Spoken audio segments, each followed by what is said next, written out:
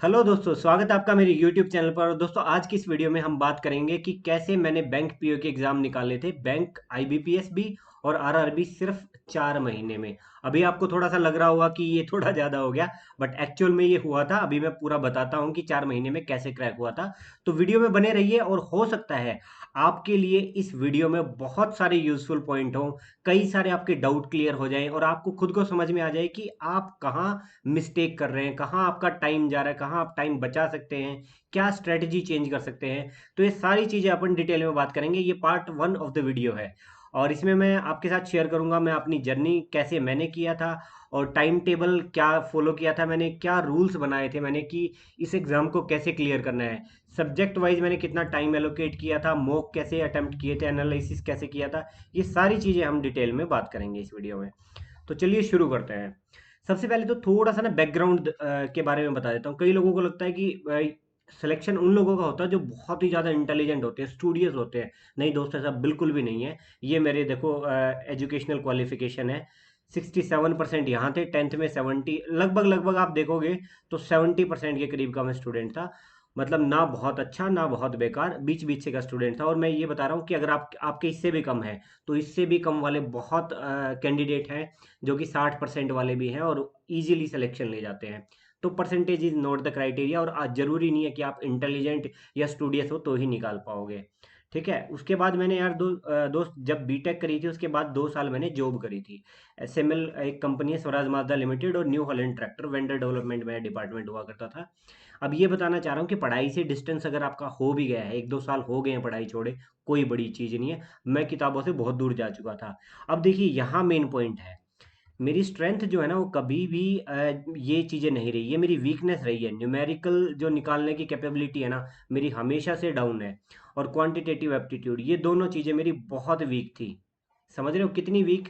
कि अगर मान लो मेरे पास अगर स्पीड निकालनी है, और आपको डिस्टेंस दे रखा है और टाइम दे रखा है, सिर्फ यूनिट चेंज करनी है और आंसर निकल सकता है। ये एक क्वेश्चन है, और बदले में आपको 300 जो है वर्ड्स का एक आंसर लिखना पड़ेगा। I use to prefer this, because मेरी स्ट्रेंथ क्या थी? Writing and presentation skills. तो जो एग्जाम को चाहिए था ना दोस्त, वो मेरे पास बिल्कुल भी नहीं था। ठीक है। या तो मैं एवरेज था या फिर मैं बिलो एवरेज था, जिस चीज़ में हमें चाहिए। बट हाँ, एक बात बता देता हूँ दोस्त, लाइफ में जब जब मैंने किसी चीज़ के लिए हार्डवर्क किया है ना, वो मुझे हमेशा मिली है। हाँ, थोड़ा टाइम लगा है, थोड़े एफर्ट ज़्यादा लगे हैं। और सेम आपकी चीज़ आपकी लाइफ में यही लागू होता है। अगर आप कामयाब होना चाहते हैं ना दोस्त, थोड़ा टाइम लग जाएगा, थोड़े एफर्ट लग जाएंगे, बट निकलेगा जरूर। ऐसा नहीं है कि नहीं हो सकता है। अब बात करते हैं गवर्नमेंट जॉब पे मैं आया क्यों था। देखिए दोस्त, जो डिससेटिस्फेक्शन थी ना प्राइवेट जॉब की, और जो वहाँ पे एक लिकिंग कल्चर बन चुका है आजकल, वो मेरे को बिल्कुल पसंद नहीं आ रहा था। मैं उसमें मिसफिट था। तो मुझे लगा कि गवर्नमेंट जॉब में वो मुझे नहीं करना पड़ेगा, और मैं गवर्नमेंट जॉब के लिए आ गया था। और एसएससी की application by that time close हो चुकी थी, और फॉर्म भरे जा चुके थे।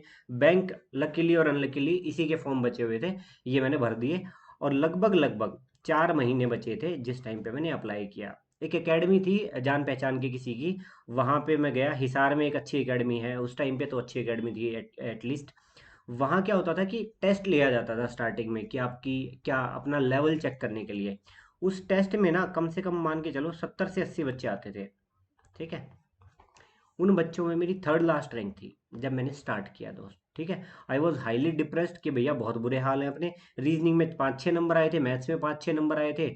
इंग्लिश सिर्फ इकलौता सब्जेक्ट था, क्योंकि मेरी थोड़ी प्रेजेंटेशन, थोड़ी सी डिस्क्रिप्टिव स्किल्स थोड़ी अच्छी थी, तो इंग्लिश में अच्छे आए थे। करंट अफेयर में -4 आए थे, क्योंकि मैंने कुछ ज़्यादा ही अटेम्प्ट कर दिए थे वहाँ पे। तो ये मेरा स्टार्टिंग में हाल था। तो अब यहाँ से मेरे को दो चीज़ें क्लियर हो गई थी कि दोस्त, नौकरी हम छोड़ चुके हैं, कोई और रास्ता नहीं है अपने पास, कोई और रास्ता नहीं है। सब रास्ते मैं अपने काट काट के आ गया था, बंद करके आ गया था। अब ये एग्ज़ाम निकालना पड़ेगा, मेरे पास कोई चॉइस नहीं है। और इज्जत की बात आ रखी थी कि आप ना कुछ, पहले वाला जो फैसला है ना, इस दम पे लेके आए थे कि कुछ बड़ा कर देंगे। तो मेरे को प्रूव करना था, और अगर यहाँ ये प्रूव नहीं होता तो शायद मैं बड़े डिजास्टर सिचुएशन हो सकती है। और आप में से भी कई लोगों के कमेंट आते हैं कि सर मेरे पास 6 ही महीने, 7 महीने लास्ट अटेम्प्ट है। दोस्त, अगर आपको करना है ना तो बहुत है, मोर देन इनफ है। इतना टाइम आपको चाहिए ही नहीं। इस साल में जितना टाइम बचा हुआ है ना, मोर देन सफिशियंट है। अगर आपने अब भी शुरू किया ना, बहुत टाइम है आपके पास। तो मेरे को पता चल गया था कि प्रेजेंट सिचुएशन जो मेरी हालिया हालात थे उस टाइम पे, उनमें तो मेरा कभी भी क्लियर नहीं होगा। और दोस्त, जब आपके इस तरह के मोमेंट होते हैं ना, कि जब आपकी सिचुएशन बहुत बुरी है, बहुत ट्रिकी सिचुएशन में आप फँसे हुए हो, यही आपकी लाइफ़ के डिफाइनिंग मोमेंट होते हैं। यही आपको डिफाइन करते हैं आगे चल के कि आप कितने स्ट्रॉन्ग और विल पावर वाले आदमी हो। यार खुश टाइम में तो हर कोई खुश रह लेता है ना, आपके नेगेटिव टाइम में आप कैसा परफ़ॉर्म करते हो ना, दैट इज़ योर स्ट्रेंथ, ठीक है? अब बताता हूँ यहाँ से मैंने फैसले लेने शुरू किए क्योंकि मुझे अब क्लैरिटी हो चुकी थी कि ये काम मुझे करना पड़ेगा। मेरी फैमिली हिसार में ही रह रही थी, उसके बावजूद मैंने अकेले रूम ले लिया एक पीजी के अंदर। घर वालों ने बहुत वो किया कि किनको क्या कहेंगे, क्यों रह रहा है बाहर। मेरे को पता था कि एंड गोल मेरा बिल्कुल सही है, तो मैंने जो नज़दीक का नुकसान किया और दूर का फ़ायदा देखा। मैंने कहा अगर रिजल्ट अच्छा आएगा ना, तो ये चीज़ें कोई मैटर नहीं करेगी और आपके ऊपर भी वही लागू होता है। छोटे-मोटे कॉम्प्रोमाइज़ करने पड़ रहे हैं ना, आपको पता है कि एंड गोल आपका सही रहने वाला है, कर दो, कोई दिक्कत नहीं है। और आइसोलेशन मोड में चला गया था मैं, बिल्कुल आइसोलेशन मोड में। और सब कुछ जो मेरे पास था मैंने सब कुछ छोड़ के मैं स्टेल्थ मोड में चला गया था, बिल्कुल लो लेवल पे। किसी से बात नहीं करनी, किसी से कुछ नहीं करना। इवन पीजी में मैंने जब तक मेरा सिलेक्शन मतलब पेपर नहीं दे आया था, उस टाइम तक मैं किसी से बात नहीं किया करता था। अपना खाना लिया और रूम के अंदर जाके खाता था। सभी मेरे को वहाँ पे सड़ू, कोई एरोगेंट, पता नहीं क्या क्या कहते थे। पर मुझे किसी की वैलिडेशन नहीं चाहिए थी और आपको भी नहीं होनी चाहिए। किसी की वैलिडेशन क्यों लेनी है? आपको पता आप अपने लिए कर रहे हो। आप एफर्ट नहीं डालोगे अपने करियर में तो कौन डालेगा दोस्त? आपको ही करना पड़ेगा, ठीक है?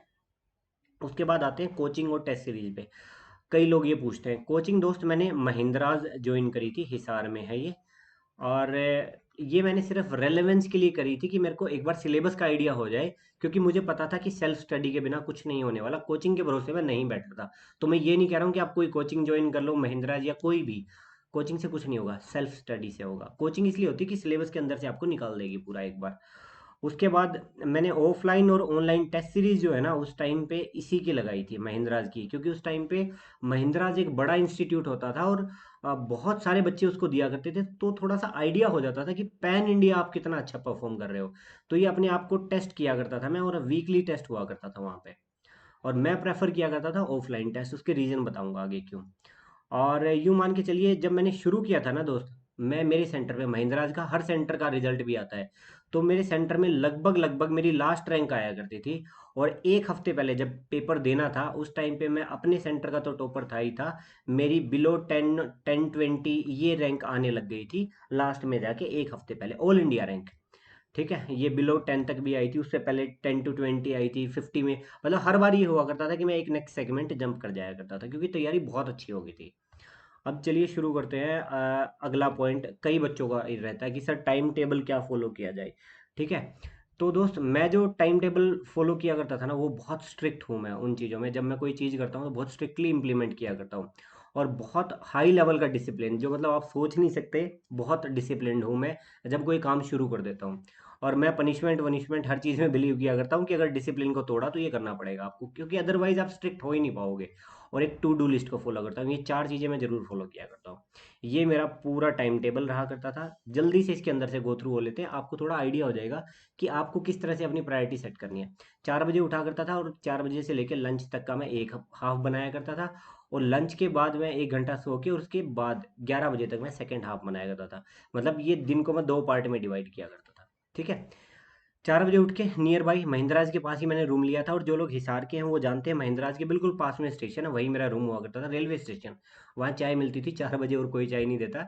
तो मैं वहाँ तक जाते हुए पूरे दिन को ना स्ट्रेटेजाइज किया करता था, उस टू डू लिस्ट को कंप्लीट किया करता था कि आज मुझे क्या क्या करना है। वहाँ से मुझे ये होता था कि क्या क्या लिस्ट कवर करनी है, क्या क्या टॉपिक कवर करने हैं, कितना टाइम किसको देना है, किस स्लॉट में क्या पढ़ना है। उस तरह से मैं चीज़ों को डिफाइन किया करता था। तो मतलब पूरे दिन की प्लानिंग सेट हो जाया करती थी उस चाय के साथ साथ। 4:30 से 6:30 मैं या तो क्वांट उठा लिया करता या रीजनिंग। वो डिपेंड करता था कि मान लो क्वांट का मेरा इजी चल रहा है तो मैं रीजनिंग उठा ली, रीजनिंग का इजी चल रहा है तो क्वांट उठा लिया। ये क्वांट और रीजनिंग को मैं रेसिप्रोकेटरी यूज़ किया करता था कि इस स्लॉट में ये उठा लिया तो अगले में ये उठाएंगे। उसके बाद 6:30 से 7 थोड़ी देर वॉक किया करता था। और स्टैटिक के टॉपिक ना मैं हमेशा वॉक करते हुए याद किया करता था, कि स्टैटिक का ना लास्ट में जाके बर्डन ना बने कि भाई अब आपको नेशनल पार्क याद करने हैं। डेली एक टॉपिक के काइंड ऑफ कह लो रट्टे ही मारा करता था, क्योंकि स्टैटिक का और कोई तरीका नहीं है। One topic a day. उसके बाद 7 से 9:30 ये वो टाइम हुआ करता, न्यूज़पेपर आ जाया करता था, करंट अफेयर, कंप्यूटर, या फिर इसके बाद भी टाइम बच जाया करता था तो कुछ मैं इंग्लिश का ले लिया करता था। इसमें ये तीनों चीज़ें मैं कंप्लीट कर दिया करता था, क्योंकि मुझे पता था मैंने जब शुरू किया ना, उससे पहले के करंट अफेयर का मेरे को सी भी नहीं पता था कि क्या चीज़ें हैं, तो मुझे बहुत ज़्यादा करना था। 2-3 महीने के मैंने बुक उठा के करंट अफेयर की जो मंथली मैगज़ीन्स आया करती थी, उनके नोट्स बनाने शुरू कर दिए। हालाँकि 1 डेढ़ महीने के बाद मैंने बंद कर दिए थे, क्योंकि वो बहुत ज़्यादा टाइम कंज़्यूम कर रहे थे। उसके बाद मैंने किसी एक मैगज़ीन को बेस मटेरियल बना लिया था। उसके बाद 9:30 से 12:30 ये मेरी इंस्टीट्यूट के ऊपर क्लास हुआ करती थी। सारी क्लासेस मैं अटेंड नहीं किया करता, जैसे कंप्यूटर वगैरह की मैं स्किप स्किप कर दिया करता, इंग्लिश की भी कई बार स्किप कर दिया करता था। तो जो क्लास मुझे लगती थी कि रेलेवेंट है, वही क्लास अटेंड किया करता था। और 12:30 एक वो डिपेंड करता था कि सारी क्लासेस ले रहा हूँ कि नहीं ले रहा। तो लगभग ये टाइम ना मेरा इस चीज़ में चला जाया करता था कि लंच कर लिया, उसके बाद सो गया 1 घंटे का। मतलब मैं पावर नैप ले लिया करता, ताकि एक ना रिफ्रेश हो जाते हो आप दिन में एक बार सो गए तो। उसके बाद 2 से 5 ये बड़ा क्वालिटी टाइम हुआ करता था, क्योंकि सो के उठते हो तो एक अलग ही एनर्जी होती है। अगेन मैं हैवी टॉपिक उठाया करता था, क्वांट और रीजनिंग, इनमें से कोई एक जो सुबह उठाया उसके अकॉर्डिंग, सुबह क्वांट उठाया तो अब रीजनिंग उठा ली। 5 से 6 फिर से मैंने चाय और अपना लग्जरी टाइम ये मैं बचा के रखा करता था, क्योंकि अगर आप अपने आप को थोड़ा सा स्पेयर टाइम नहीं दोगे ना, गाने वाने सुन लिए, जो आपका मन कर रहा है वो कर लो, तो वो आपका लग्जरी टाइम हुआ करता था। 1 घंटा यहाँ पे निकाल दिया करता था मैं। 6 से 8 यहाँ पे मैं फिर से, मान लो इंग्लिश सुबह नहीं पढ़ पाया हूँ, तो यहाँ पे इंग्लिश पढ़ ली। अगर टाइम बच गया, मान लो कि आपने जो टॉपिक डिसाइड किया था वो आपका पूरा हो गया, तो स्पेयर टाइम में मैं क्वांट या रीजनिंग फिर से उठा लिया करता था। क्योंकि देखो दोस्त, क्वांट ना मेरा वीक था। क्वांट पे मुझे एडिशनल मेहनत करनी थी। रीजनिंग मेरा अच्छा सब्जेक्ट हुआ करता था। रीजनिंग मुझे जब स्टार्टिंग में इसने टाइम लिया, बट ओवर द टाइम ऐसा हो गया कि मैं प्रैक्टिस किया करता था कि ज़्यादा से ज़्यादा क्वेश्चन उसमें एग्जाम में सोल्व कर पाऊँ, जो कि मेरे गलत ना हो, ठीक है। और बाद में इस चीज़ ने मेरे को बहुत सपोर्ट किया। रीजनिंग में मेरे हाईएस्ट मार्क्स रहा करते थे जीके के बाद। क्वांट मेरा थोड़ा सा लूज रहा करता था, क्योंकि मैं टाइम ज़्यादा लगा दिया करता था इसमें। 8 से 9 ये मेरा डिनर, अगेन वॉक और स्ट्रेटजी। फिर से मान लो पूरे दिन में आपका क्या रहा, क्या कंप्लीट किया, अब कैसे करना है, कैसे सब्जेक्ट प्रिपेयर करना है, किस सब्जेक्ट में लैग कर रहे हैं, वो सारी चीज़ें 8 से 9 में मैं कर लिया करता था। 9 से 11 ये बफर जोन बचा रखा था मैंने। बफर जोन कैसे होता है कि हम लोग प्लानिंग कर लेते हैं, कई बार हैवी सब्जेक्ट्स उठा लेते हैं, हैवी टॉपिक उठा लेते हैं दिन के अकॉर्डिंग, वो अपना कंप्लीट नहीं हो पाता, और लास्ट में अगर वो बच जाता है तो वो डिसअपॉइंटमेंट होती है। तो ये 2 घंटे का बफर जोन उस सब्जेक्ट के लिए था। मान लो कि क्वांट पूरा नहीं हुआ, तो इस 2 घंटे में वो कर लो। इंग्लिश का टारगेट पूरा नहीं हुआ तो वो कंप्लीट कर लो। तो ये पूरे दिन की बैकलॉग को ये 2 घंटे कवर कर दिया करते थे। और जिस दिन रूटीन फॉलो हो जाया करता ना, क्या जबरदस्त नींद आया करती थी दोस्तों, और कितना अच्छा फील हुआ करता था। और आप एक बार करके देखना, आपके जब रूटीन फॉलो होते हैं ना, आपको बहुत एक अच्छी शानदार फील आती है at the end of the day. वो जिस दिन उसका मजा आने लग गया ना, फिर कुछ भी बड़ा नहीं है।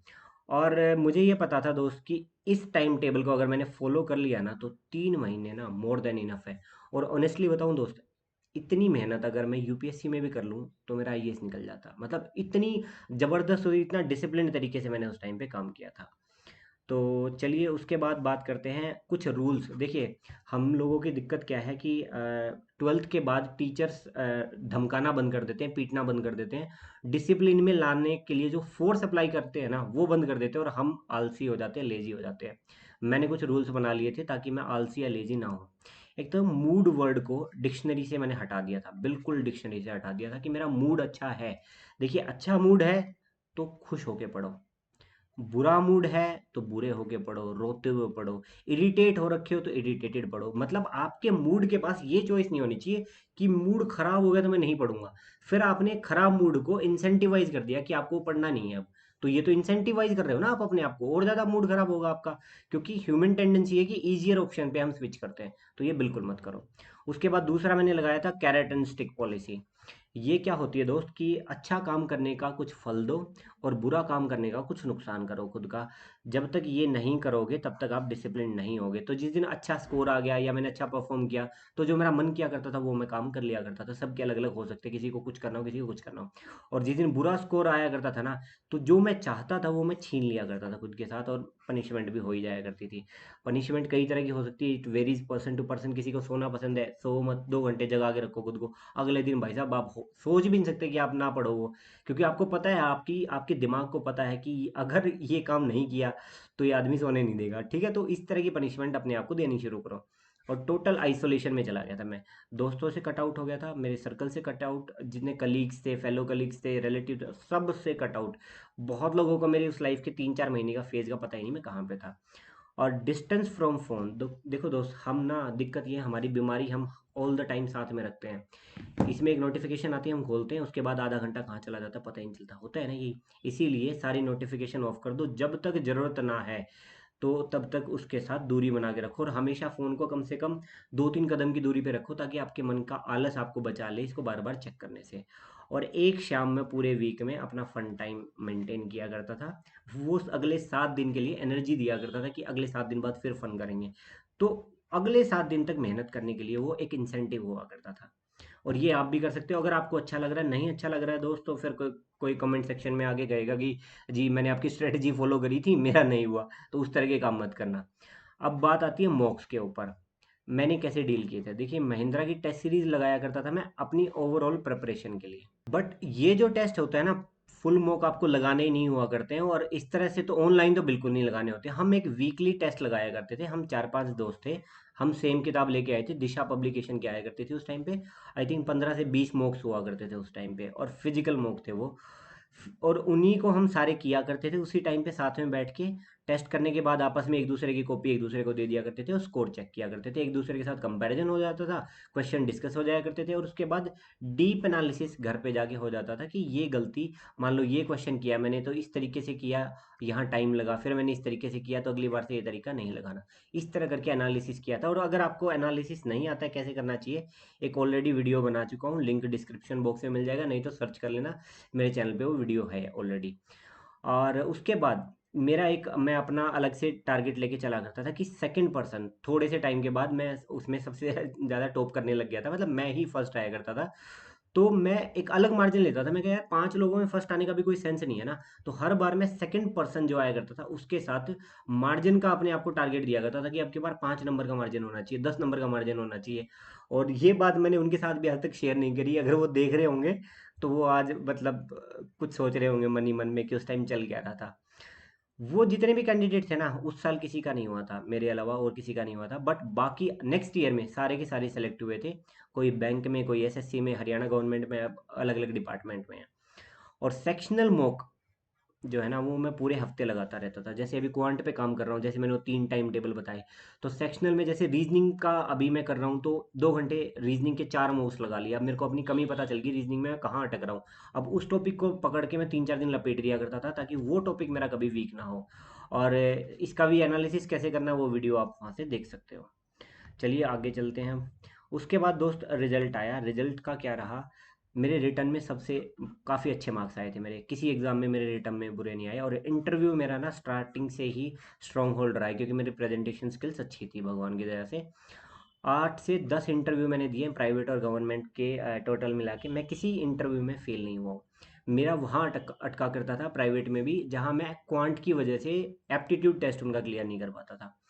और मेरी अपनी इंटरव्यू के एक्सपीरियंस कैसे रहे हैं उसके ऊपर मैंने एक डिटेल्ड वीडियो बना रखी है। बैंक पीओ के सारे जितने भी बैंक के मैंने मतलब इंटरव्यू दिए, लिंक उस वीडियो का डिस्क्रिप्शन बॉक्स में है। एग्जाम मैंने कौन कौन से क्लियर किए थे, आईबीपीएस पीओ में मेरे को बैंक ऑफ बड़ौदा मिला था। और ये, हाँ, इसके पीछे एक और स्टोरी है। इस पेपर से पहले, मेरे पेपर से पहले 120-130 कट ऑफ जाया करता था आईबीपीएस पीओ का।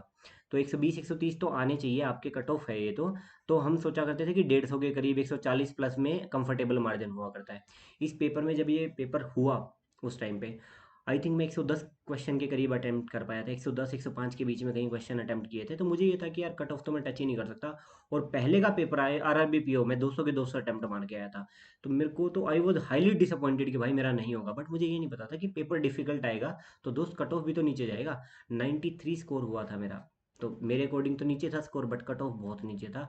तो इजीली, मतलब रिटर्न में इंटरव्यू में मेरे को फेल ना करे तो भी मेरा सिलेक्शन हो जाता था, हो सकता था।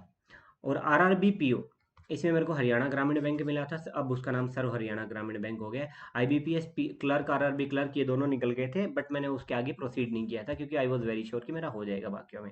ये कुछ उनके लिए है कि जिनको डाउट होता रहता है। ये मेरा बैंक ऑफ बड़ौदा यहाँ पे बैकग्राउंड में लिखा हुआ है, ये उनका कॉल लेटर था।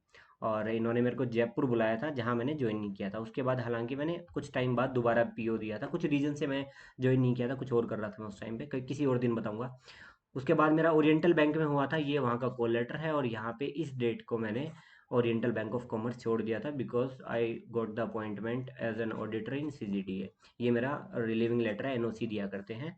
और ये यहाँ पे ट्रेनिंग हुई थी हमारी एक ट्रेनिंग में भी मैंने बताया था कि इंडक्शन जो है ये 2 वीक्स की जो है हमारी हुई थी। इसको मैं ये लिखा हुआ 2 वीक्स की ट्रेनिंग हुई थी, जिसमें 1 वीक की मैंने एक्सटेंशन ले ली थी और 1 वीक मैंने वहाँ पे पढ़ाई करी थी।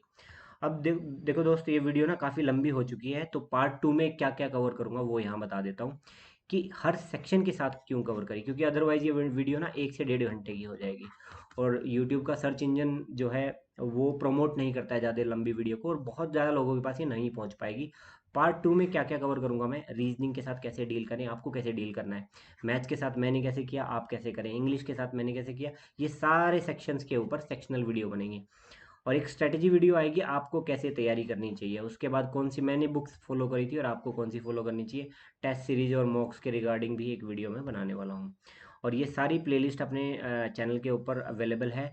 और दोस्तों, अगर आप बैंकिंग या SSC के लिए तैयारी करना चाहते हैं तो इस चैनल पे बहुत अच्छा कंटेंट आने वाला है।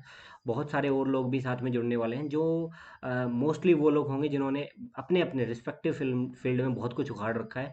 तो आने वाले टाइम में बहुत कुछ आने वाला है, तो चैनल को सब्सक्राइब कर लो। कहीं ना कहीं ये मिस हो सकता है आपसे अगर यूट्यूब ने आपको नोटिफिकेशन नहीं दी। और good luck for your exam. और अभी अगर आप तैयारी शुरू कर रहे हैं या फिर आप पहले से शुरू कर चुके हो तो इस साल आपके पास बम्पर चांस है। आई गारंटी यू, जिस तरह से हम आपको प्लान बताएंगे उस तरह से अगर आपने फॉलो किया, मुझे नहीं लगता कोई भी रीज़न होगा कि अगले साल कमेंट बॉक्स में आपको लिखना पड़े कि जी आपकी वीडियो फॉलो करी थी, मेरा सिलेक्शन नहीं हुआ। ठीक है, तो thank you so much for watching. जय हिंद, जय भारत।